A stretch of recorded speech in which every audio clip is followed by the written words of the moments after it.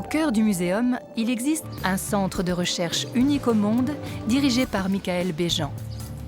C'est au début du printemps que Michaël va recenser le nombre d'œufs et vérifier si les mesures qu'il a mises en place ont permis d'accroître le taux de reproduction chez les aprons.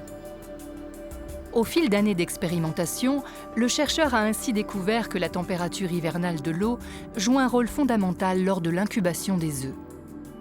On incube les œufs au départ à 10-11 degrés. On les laisse comme ça pendant 10 jours. Ensuite, on les trie, on enlève les œufs morts et on les passe à 12-13 degrés. Le 19e jour, on récupère tous les œufs et là, on les passe à 15 degrés. Et on les met dans un courant important, ce qui va stimuler la sortie des alevins.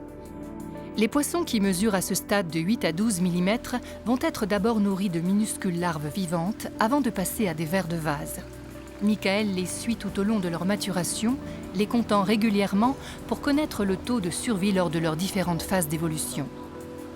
Et selon les années, le nombre progresse de 10 à 15% au muséum, les femelles donnant vie ici à des milliers d'alevins.